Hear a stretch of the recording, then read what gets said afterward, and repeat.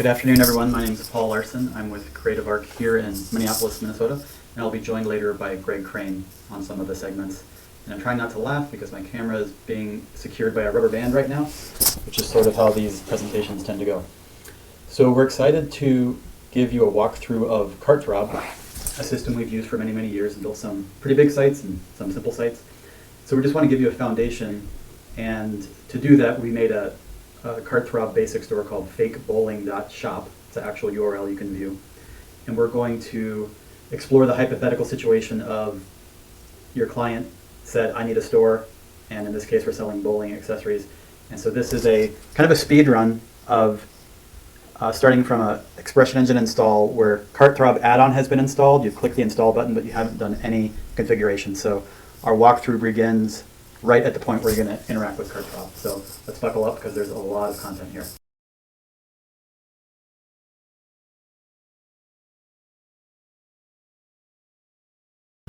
All right, so we're going to create our simple product fields and then review how those appear in the front end, and then configure CartThrob so it knows about that simple products channel. So if we go to our Fields menu, you'll see we already have field groups for our option products and our simple, but we're going to focus on simple. And the first field we need is price. Alright, so I'll do a new field within this field group. I'm looking for CartThrob simple. I'll just call this simple product price. Make it required because we want to make money. Save and new. And the next field is the quantity or inventory tracking field. And this can just be text input, right? Yeah, and then we'll just set it to a number.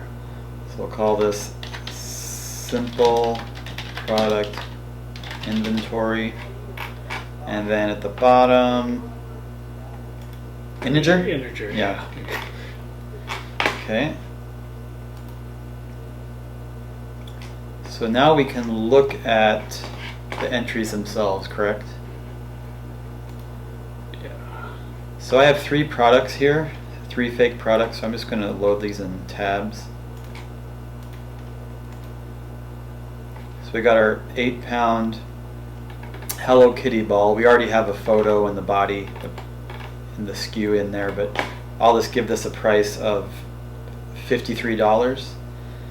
And for simplicity, let's just say we have 100 in stock.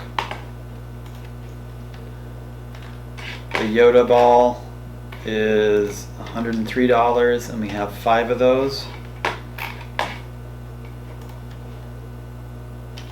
And the bag roller is $80 and we have 60 of those. So we'll look at these on the front end quickly and then we can go back to the CartThrob settings.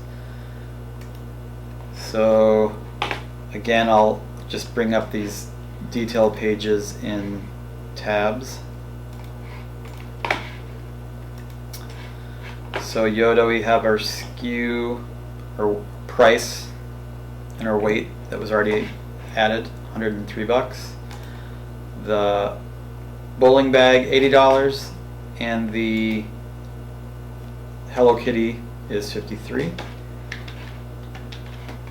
And this, the simple products price, if we just refresh the page, that should show up. Yep, so in the product index it shows that price. So now we can go to CartThrob, which at the moment doesn't know this channel exists. So from the Products tab, the first question it asks, or the assignment it wants, is the channel. So we'll pick simple products. Our price field name is the simple product price. The product weight field name is simple product weight, and the inventory quantity field is simple product inventory. Do we need anything else before That saving? should do it. Okay. Submit that change. So now CartThrob knows that products are coming from that channel, and it knows which fields to use for the pricing and for the shipping calculations for the weight.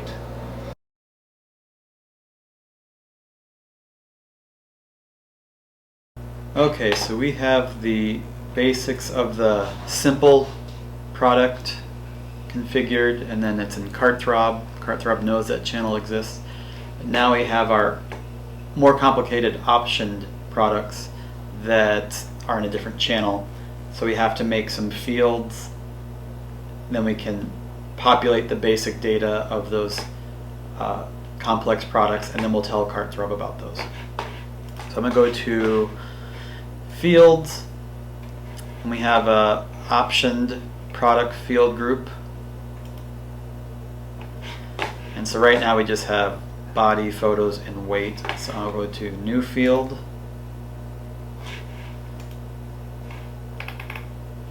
I'll do CartThrob price modifier. I'm sorry, CartThrob price modifier.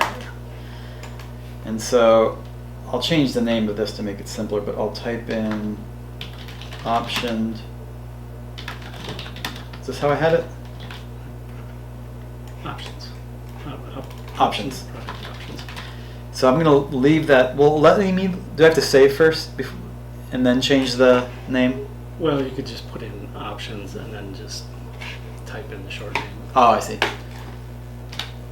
So I'll say, okay. Oh, and it doesn't, I see what you're saying. So optioned product options. Okay. So the name of the field is what's going to show in the next to the drop down with the options. So if this were sizes, we would use Attributes, sizes yep. there, or colors would be. And we're just using option product options because our example templates have that. All right, so now we can go to a product, right? Yeah, that should be what we need. Okay, so we'll go to edit menu and bring up our optioned product channel. Might as well go to the Andy. So as we scroll down, we'll see our blank CartThrob price modifier field. And this is easy to miss the first time you do it, but we can add columns to this price modifier field. So we'll add SKU and inventory. And now we're making the assumption that if we had a price field here, the price modifiers would add or subtract prices from that base price. But just another way to do it is don't have a base price, and then the option price is the stores actual price. everything. Okay. It might be easier to understand for some products to do it this way versus other ones. But we're just doing simple shirts for now. Yeah. So we have our two extra columns, SKU and inventory. So we're going to save our preset, not select one, and we'll just call it fake bowling options. A key detail here is when I click save here, I'm just saving the modification to this field. So I'm not saving the page, I'm saving the preset. So in saving this, I'm still on the page and I still have to make my edits. So we're going to have small, medium, large. Medium, large. I always forget, short name is for templates. Labels what they see on the front end. And the reason we did the preset is if we were to go to another option product, we'd have to add the columns, and if you're going to be reusing, you could even save it with these sizes in there. If you were doing a bunch of shirts, you could just save it as shirt options. So then it would already be filled in. All right, so I'll do my last Andy SKU. Let's just give it arbitrary quantities. So now when I save the entry, it's the entry save. Right, so we created our price modifier field, we gave it some data. We could look at this on the front end, I suppose, right? Yes, now we should have a drop down. Oh, we stole our thunder. Let me reload the page. Actually, this is data. There. Yeah. All right, so we have small, medium, large, 25, 28, 32. But CartThrob doesn't know this exists yet, this option channel. So we have to go back to CartThrob. Products. And you'll see our simple product is still there, but we're going to add another channel. We'll choose optioned products. And remind me, Greg, it was The options at the bottom. so we're telling CartThrob the price comes from a price modifier field, which it shows up as options. Weight, we'll need that. Weight is option product weight that we created earlier. And the inventory is also, The options. so it's kind of confusing because we're telling CartThrob to look for two different pieces of data in the same place, but that place happens to be the price modifier field. Right, because even though they're the same shirt, they're probably different SKUs for the different sizes, and you may have 2 mediums and 5 larges and 3 smalls. So if you store that information with the option, then it's easier to keep track. All right, so now we have to save our change to CartThrob, and we should be ready to move on.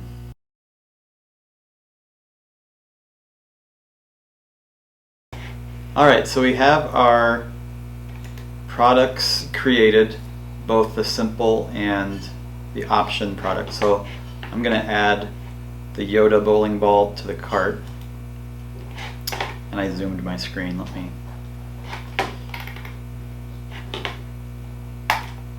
So just a basic product added to the cart. You see it has the proper line item cost and then a subtotal cost.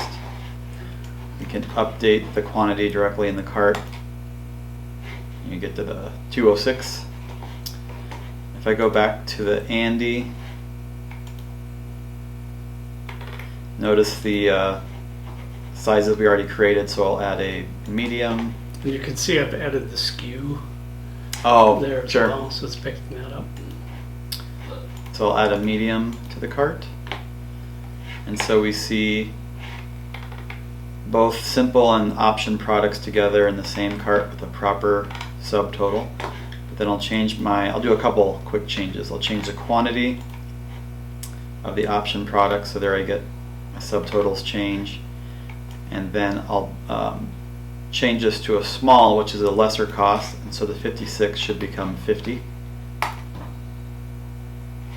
So we have the basics of the cart working in terms of the product information and calculations. It's now we have to tell CartThrob what to do with orders. Right. Okay. So back in ExpressionEngine, go to the CartThrob add-on and then the installation. So we're not going to orders, which would be the logical next step. We're going to installation. And of these available installation options, we actually skip most of them because we're starting with pretty basic templates that Greg created, and our store is not really complicated enough for packages or discounts, but we are going to leave store orders as the most important channel, and then a coupon codes channel. We've already created our store products channel, which is the simple products and the optioned products. Purchase items is usually used for customers also bought, if you want to show those type of things to customers, but we're just not going to do that in this example. And I think that's all we have to set here, right? Just those two. Yeah, just those 2 things. All right, so let's click create that channel, those channels, and it's really quick, so it's easy to not think it took, but it actually did. So if we navigate to our No, we just need to go to the orders. channels menu, you see that they were created. Yeah, you're right. Coupon codes and orders. So I'll go to CartThrob, orders tab. And this one's sort of subtle. You have to first click your orders channel, store orders, and then save. Well, we want to make sure there's a checkbox here. Oh. Save our orders. Yeah, it defaults to no. So yes, we're saving the orders to the channel. So I'll go all the way down and say or submit. And let's scroll here. So it did save my store orders selection. I have the save completed set to yes. And now we should see statuses that need to be assigned. So CartThrob's installer installed these channel entry statuses. And so I will assign all of these. Ones we don't need. So those are statuses, and then it's also the fields. Yeah, so we need to map the field to what CartThrob knows about those orders. Okay. And so I'll probably speed up the video so no one has to watch 30 selections, but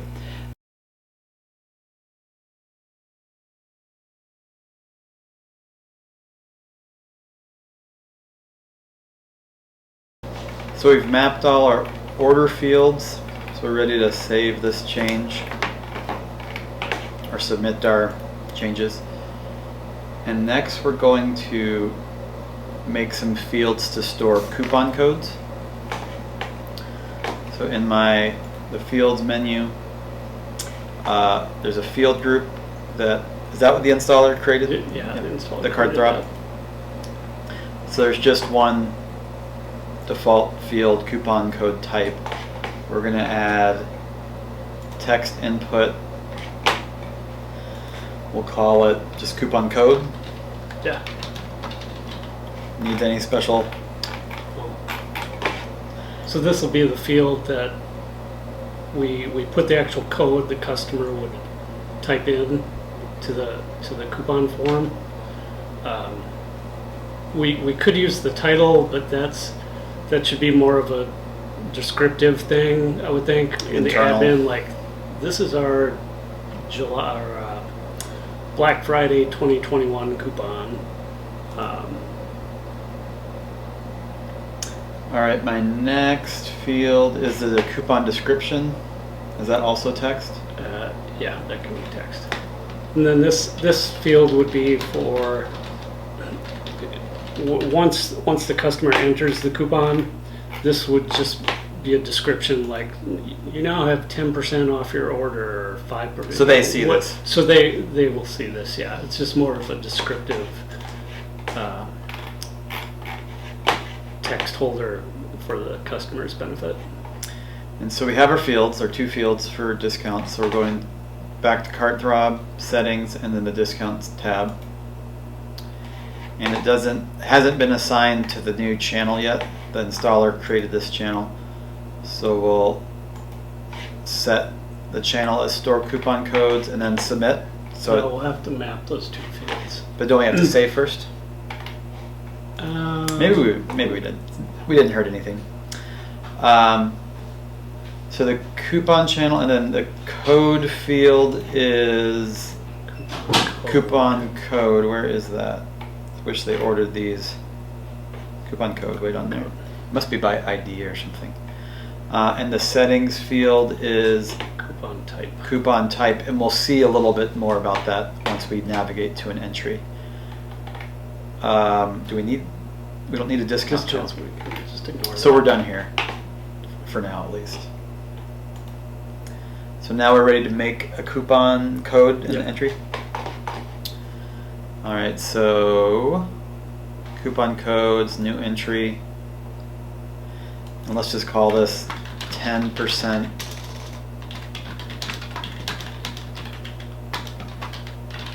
And this is just an internal note. Our templates don't use the title. And For the type of coupon, let's do percentage off. And then 10%. We're not really going to do much else in terms of these restrictions, but there's a lot of options there. And then the code is what someone will type. We can do ABC123, or the coupon code itself, and the description is what the customer will see. Yeah.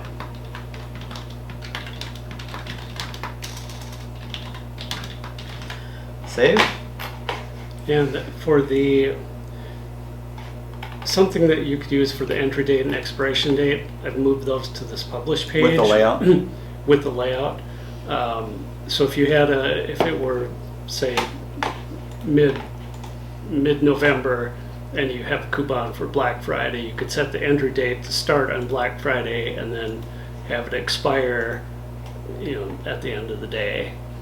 So then that coupon code would just be good in that time frame. So you can kind of manage coupons that way. Okay. So we can save our coupon. And I'll go back to the front end to test it out. Let's see. I like the round numbers. So the $80 cruiser. Let's add this to the cart. And ABC123. Applied coupon, 10% off order total. You can see the discount here. And if I double my quantity, the discount percentage is applied. So pretty simple, but it works. Yeah. We're displaying the coupon code here just for reference, but I think just having the description of what type of discount you're getting is probably enough. And then, of course, the link so you can remove it if for some reason you didn't want to save money.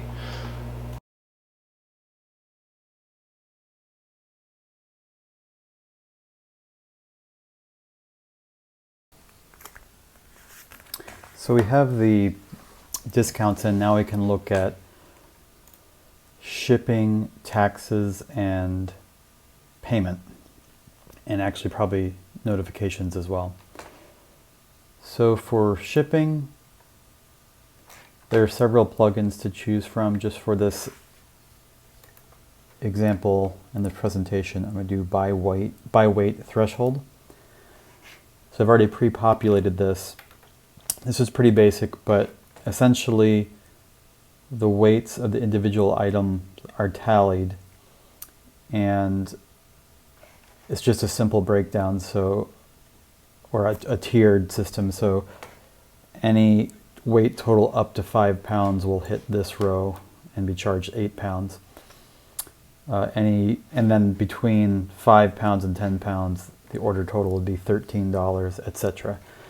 At the bottom, I just have a really high threshold of 500, so anything after 20 pounds would just cost $500. So I'll just click submit quickly so that shipping plugin is selected. Then I'll just add something to the store. Click. So the Yoda bowling ball is $10. So just looking at our chart, or I'm sorry, 10 pounds. It should be, it might hit the $17 because, if this is up to but not including 10, so we'll just figure that out.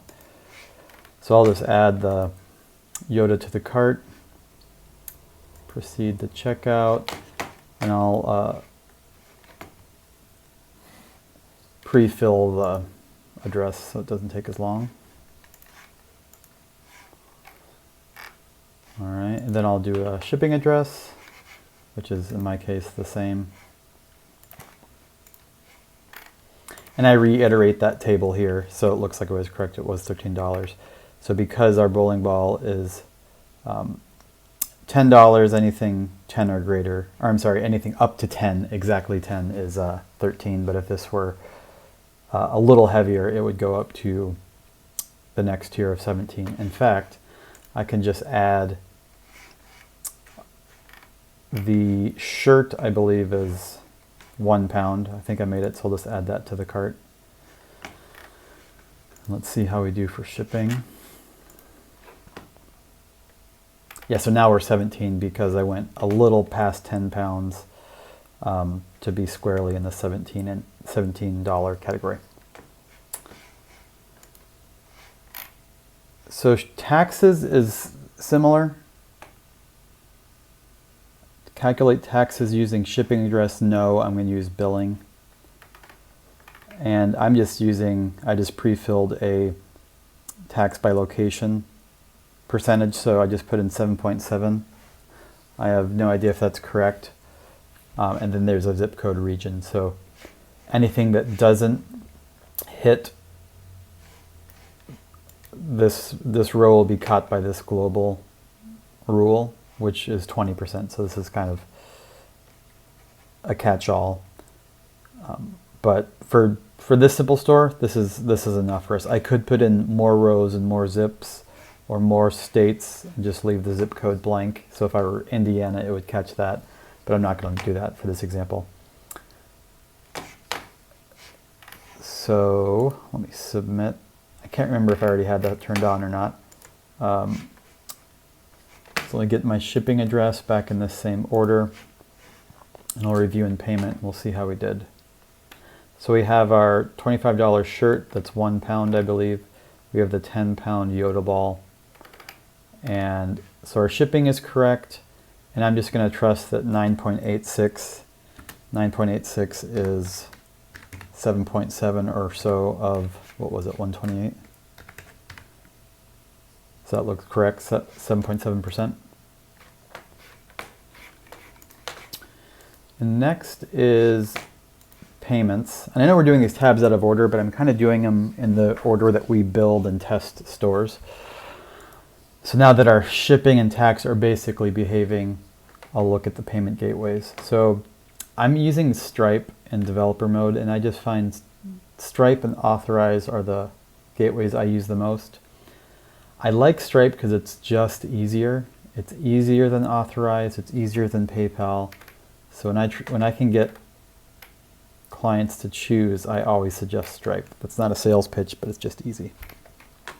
So you can choose the various gateways that CartThrob has available, and then the way to edit or review it is you select it below to edit. So the first is showing you what's chosen, the second is giving you the chance to edit that gateway. So here's where I have my test modes selected, and I have my test key and publishable API key, or the secret and the publishable down here. Everything else I can leave as is. So I didn't make any changes, but I'll submit just to be safe. Now we can actually complete an order here.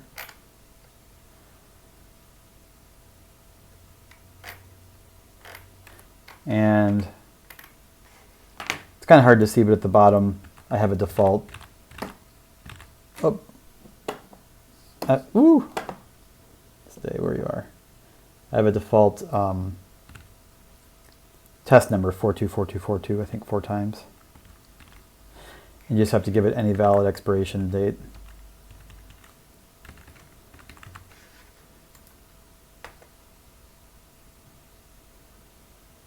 All right, we have a complete order number 7. I'm gonna head over to Stripe briefly just to look at this transaction. If I go to payments,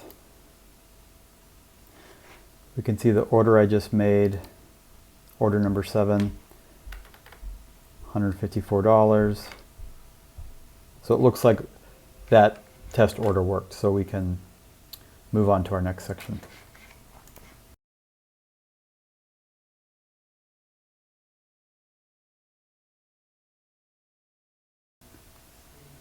All right, so we have most of the puzzle pieces of a store in place. But I wanted to cover notifications and orders storage fairly quickly. Before I do that, I want to show you one quick thing. So let's look at a simple product of Yoda. and note the inventory of 32 down here at the bottom. And then if we go to optioned products, the Andy, note that it's currently 9. I think the first one was 32, I already forgot. So 32 and 9, or something close to that. So within CartThrob, because I want to show how the notifications are sent and then how the quantity is deducted, or the stock is deducted. So within notifications, I typically don't log email unless it's a troubleshooting situation. And you'll see here 2 blocks. So this first block represents all the email attributes of what is sent to the customer. So we have a subject line, thank you for your purchase. And then the email address, the to address, is dynamically assigned from the order itself. And then the 2 key details here are the email template, which is a fairly basic HTML table type of template, just that displays customer and order information. And that's something we'll provide with the supplements to our presentation. And then the event. So in this case, successful transaction. I think CartThrob assigns successful transaction to a few payment statuses. It could be payment authorized complete, payment pending, anything where it's not a blatant failure. But this could be, a decline notification, so you'd get a notification if something doesn't go through. Down here is nearly identical. The one difference is it's being sent to our store owner email address, and the email template is email admin instead of customer, but otherwise it's the same. So I'll do a quick order. Looks like I already have the Andy in my cart. And note I did give it a SKU that's instead of just small, it's THX1138. Nerds are nodding their head right now if they know what that reference is. Then I'll go back to Yoda and add him as well, just so there'll be a couple things to deduct quantity. So this all looks good. I'll zip through this and get this test order sent.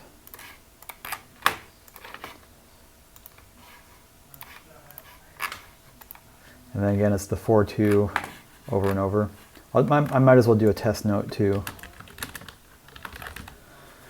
just so you can see how that gets passed.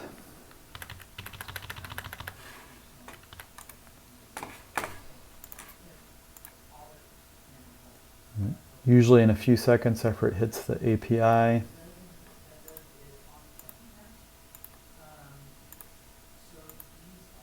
Here we go. So we have 2 items in our order. The Andy with the SKU THX1138, $25. The Yoda AA23. So this is a optioned product and this is a simple. We have our order note, addresses and everything else, transaction ID from Stripe. All pretty basic. Subtotals, tax, delivery. So where does CartThrob store all this? So if you remember when we used that install tab within CartThrob, it created the coupon codes in the orders channel.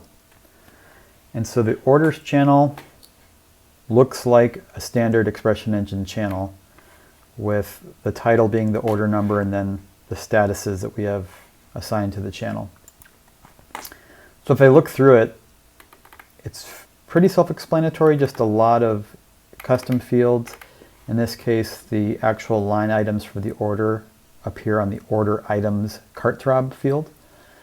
So you can see, I don't want to widen my browser, but you can see the Andy and you can see Yoda and the option that was selected and the price with tax, etc.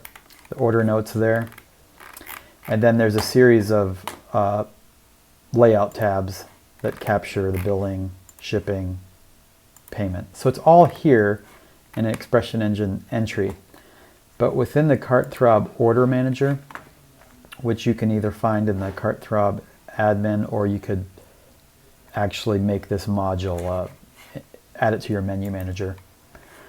So if I look at the order manager, I do get some basic reports around order totals by month, product reports, etc. They're actually pretty helpful, but I'm just going to look at the order I just made. So it looks like a channel entries interface, but it is slightly different. It supplements the what's stored in the EE channel just a little bit. So you can see the contents of this order. You could delete the order. You can resend the order notification, which is kind of nice. So I can just say, 2:16 p.m. send, and it will resend it to whatever address you specify. And then there's the ability to issue refunds or add a tracking number. The one thing I meant to show, though, is let's look at our option products for the quantity. So the Andy, I think, was it at 9? And now the inventory says 8. And then the Yoda bowling ball was 32, I think.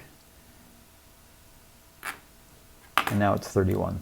So we're deducting inventory or stock, and we're sending emails, and we're storing orders. So I think we're ready to move on to templates.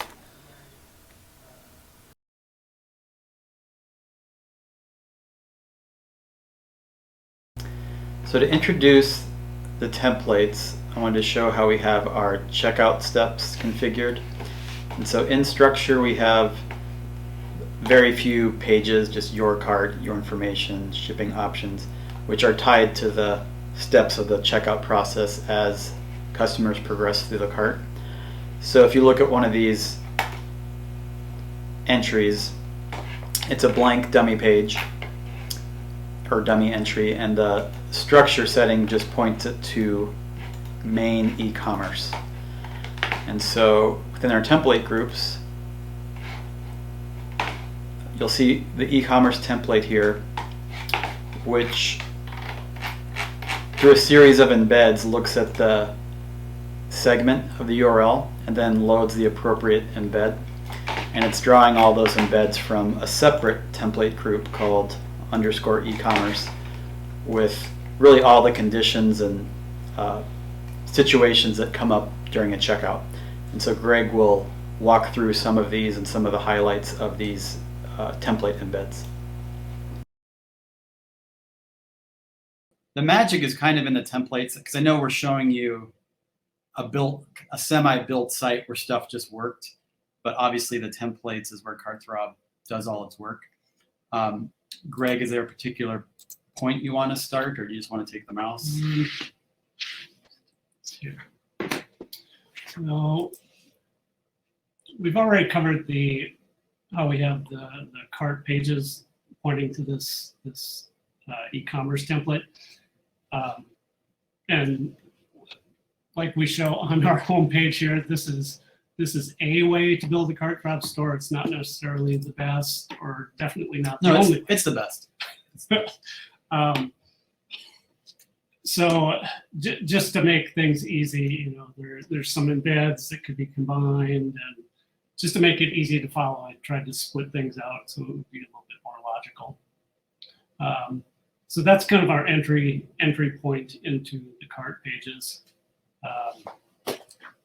The meat of the cart is right in here in this e-commerce folder. So we've got our your information, which would be where you enter your billing, shipping address, shipping options. In our case, you really don't have an option to choose. It's something that we preset. So we're just displaying information on that page. But if you were to have something where you could select second day, overnight, that type of thing, where the customer would actually choose, it would go in a shipping options kind of template. Review and payment, that's our final page where you can see what's in your cart, and that's where you enter your payment information. Cart contents, that's a template that when you add something to your cart, that's where you're going to be able to change the quantities, remove from your cart, just modify your cart contents. Cart contents review, that's that's going to be the cart that shows up on the review and payment page. Since we're not doing any modifications there, we can just display the information, just loop through the items within the cart and just display what's in there.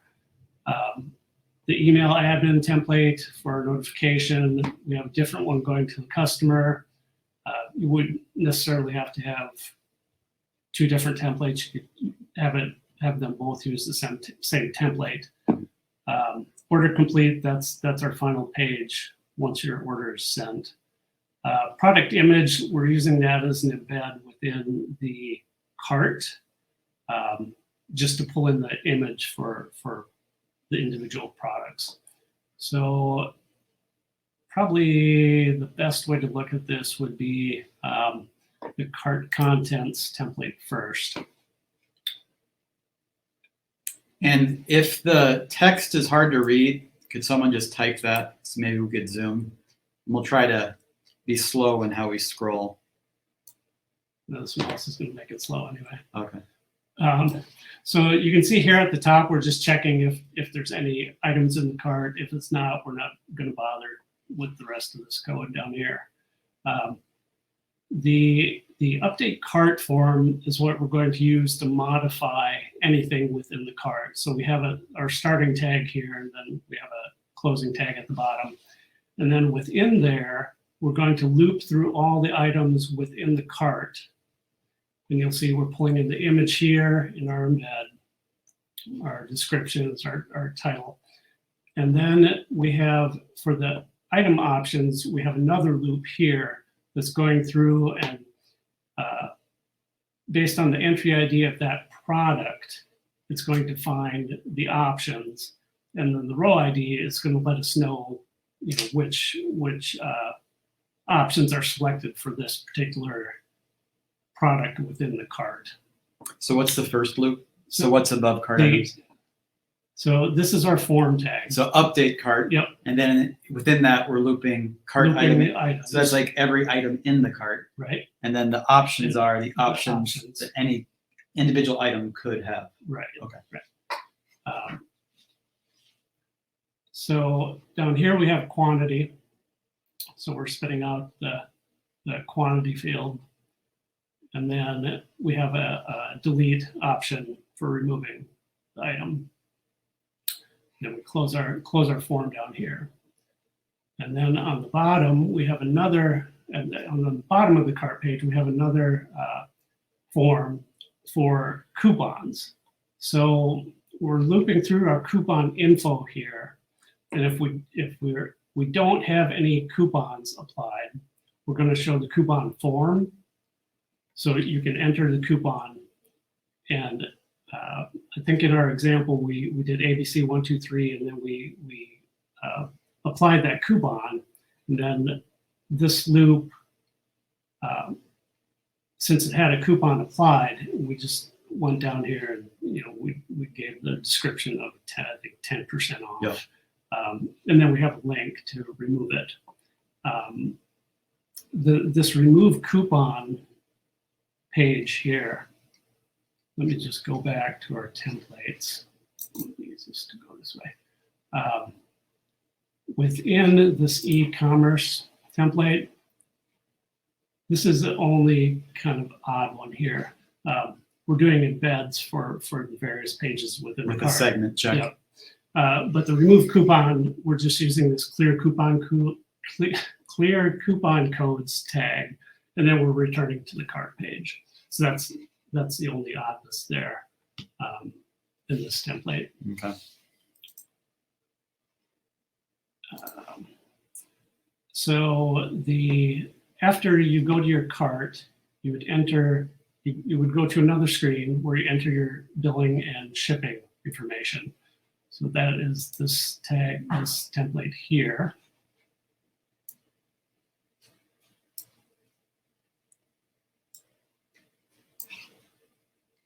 And again, we're checking if the cart's empty.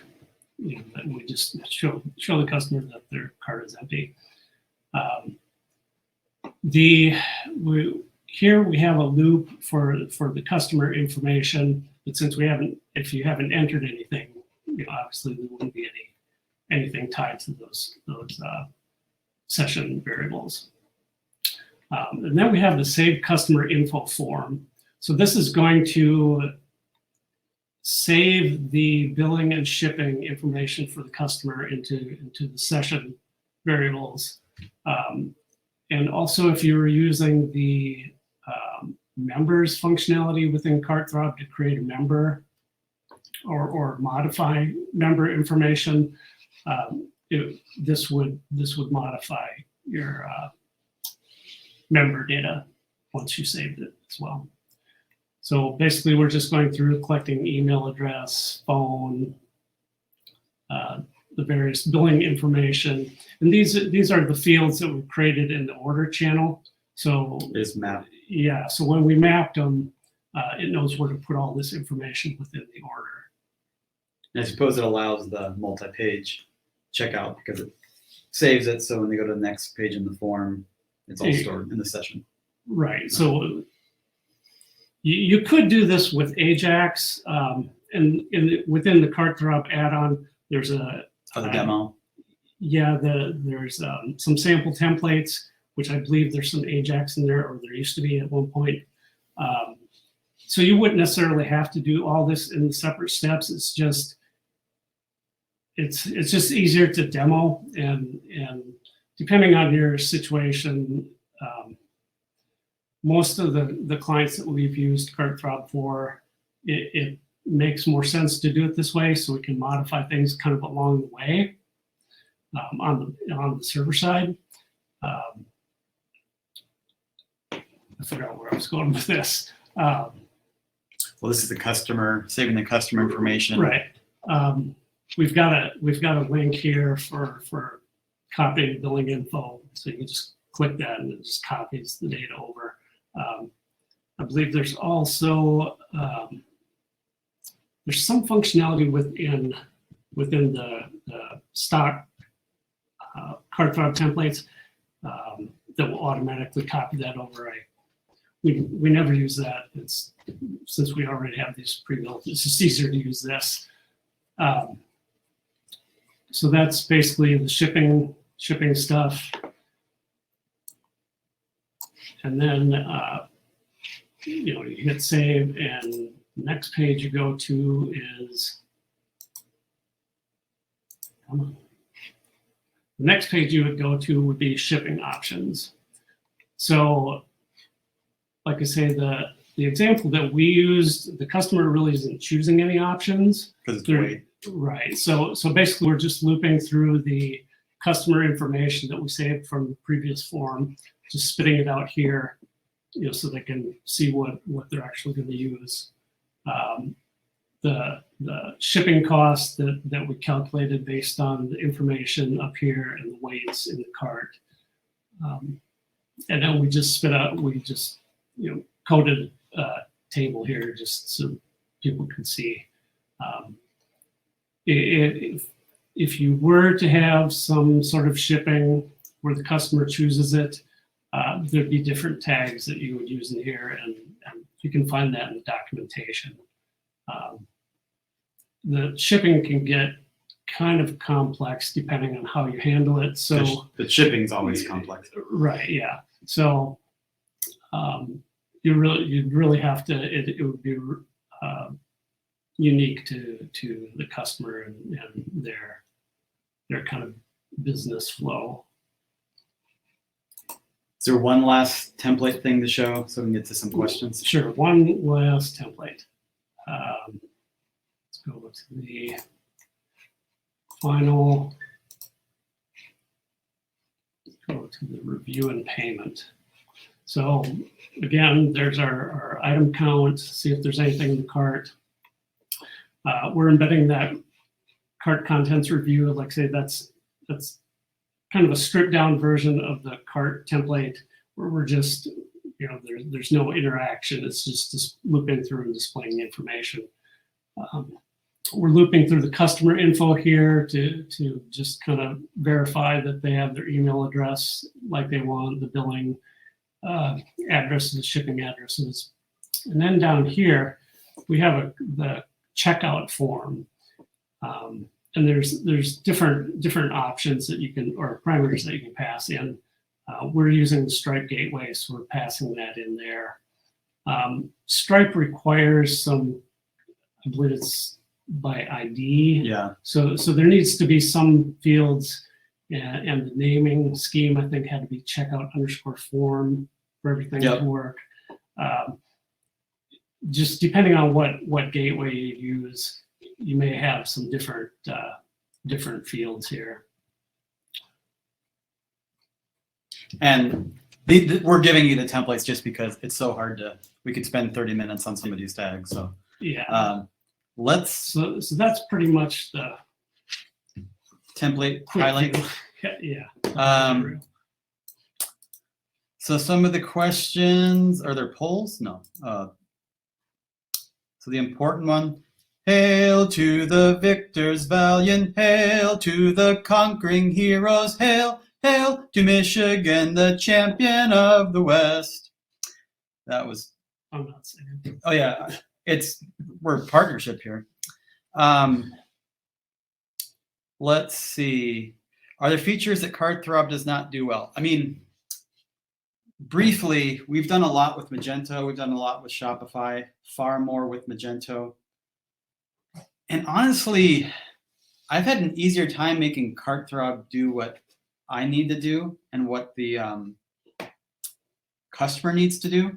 Like we've had stuff like with Magento, if any of you use Magento, it's powerful, but you can get into situations where I want to make the button say add to cart, say add to shopping bag or something.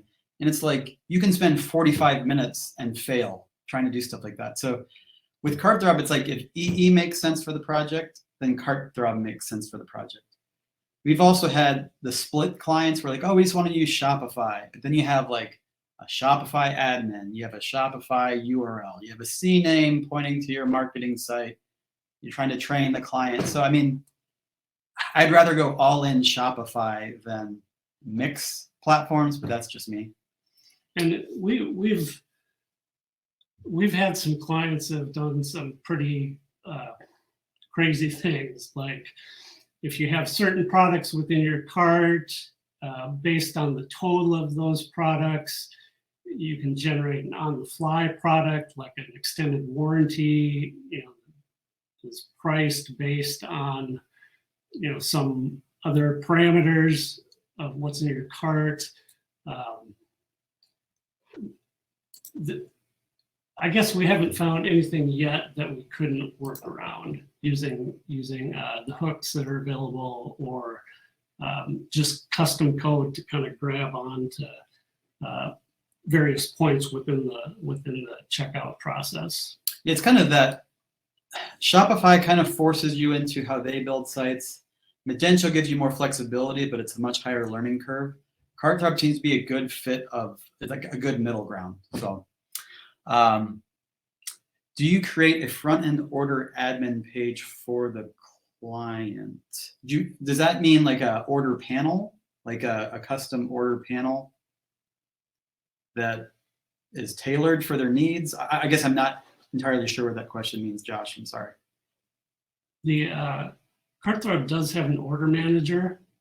I don't know if we showed that in I showed it a little bit in the video. So they can see the different orders and what products have been ordered, information on the customer, export orders, things like that. So we really haven't had a need for a front side ad. This is Tim. Interface, but it could certainly be done. Okay. Justin is chatting on the other chat that we do that for we do have that for a client, but that's not necessarily our normal process or procedure. Another question with some votes was, how do you handle inventory with different option combinations? I think with that example, I don't know how I would do a price modifier field for small, medium, large, and then another price modifier field for red, green, blue. I think it'd probably be easier just to say small red, small green, small blue is one variant of a product, then medium red, medium green, medium blue, and tie that to a SKU. Sometimes a client or a situation wouldn't allow that, but in some cases where you have some say in how their products are structured, I try to avoid the really, really layered, complex inventory scenarios, but you can't always do that. Ajax updating of the cart. I don't know if we've had to do that. We've had to do some Ajax in the cart. I guess we normally do it in discrete steps. At least for the clients that I've worked on, since we do interact, modifying some things kind of on the backside,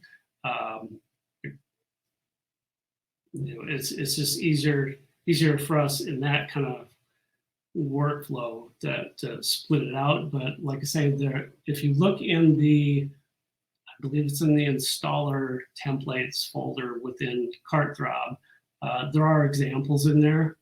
And I like I said, I believe there used to be at one point Ajax, like a one-page checkout where it would update the cart. Oh yeah, with Ajax. We might have done that on an older client, but it wasn't anything really complex. Do we have a hard stop? I know it's probably about 30 minutes on the hour. We could maybe go a few minutes over, but I just want to respect people's schedules. Let me just mention a couple of things to allow people to move on if they need to. We have another session starting in about 30 minutes.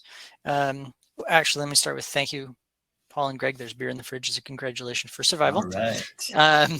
So we have a the next schedule is the next session is in about 30 minutes. Will be the last two sessions. We have one, Eric is talking about how to grow your business, and Robin is talking about debugging ExpressionEngine. Both will be great, so we hope you join one of those. Reminder to fill out the conference and speaker feedbacks so we can improve future conferences, and our speakers can improve on what they present next time. So if people want Thanks, to everyone. Appreciate it.